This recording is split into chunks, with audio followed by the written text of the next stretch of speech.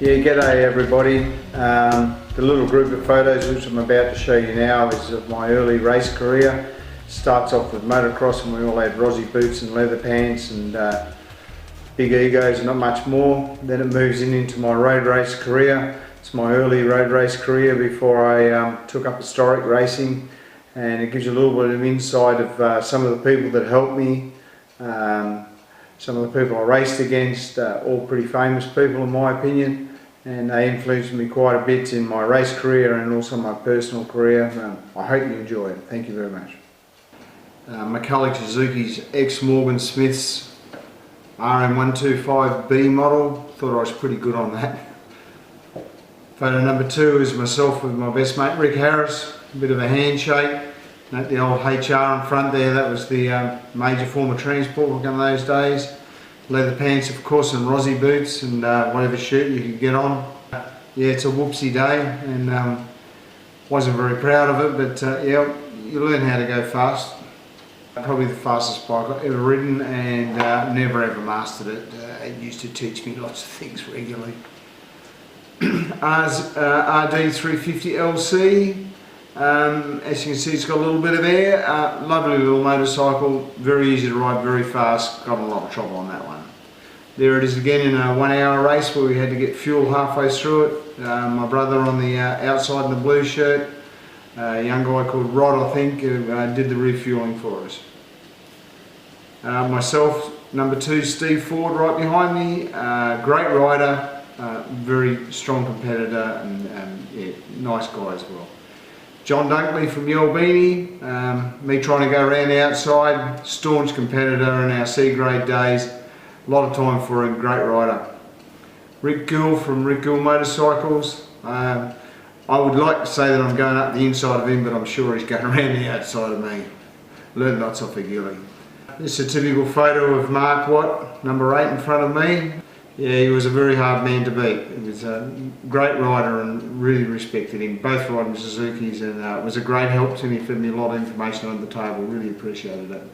That's a whole group of guys, and I'm on a production motorcycle, and it's the first lap out of the first corner, and you could always get a production bike off the line really, really quick, and all the guys behind you used to hate it because then they had to pass me. A lot of fun.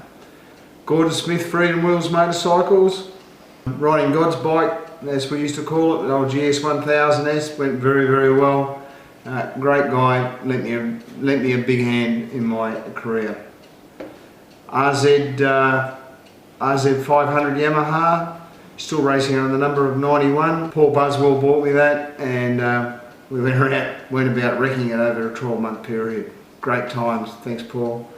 Gary Watson, as you can see I'm sitting on the sidecar. Yes, I had a little bit of a bash at that as well. Note the Coke can, but I was riding about 3 bikes that day, and as my face shows, we were pretty well had it up by that stage of the day. The next photo is myself and my son, Dylan. Dylan would have been about 6 months old at that stage, and sitting in the driver's seat.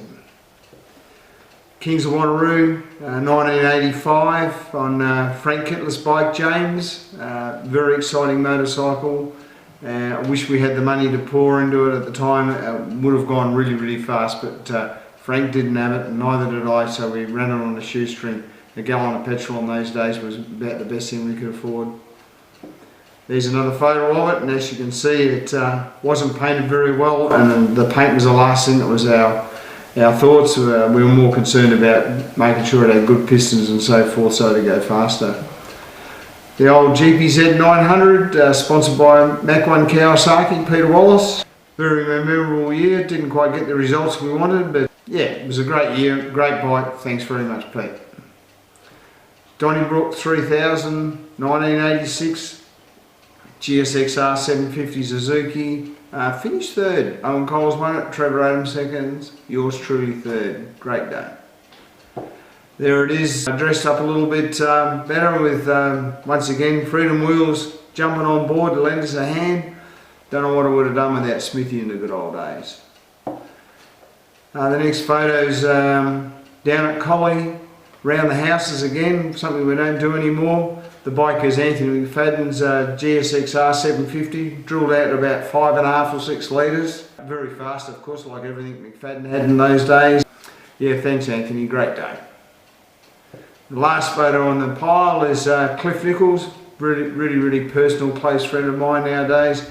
And we ran Team Splattered, we ran a FZ 750 and had a great year. Well, that's it. I hope you enjoyed it. Thank you very much.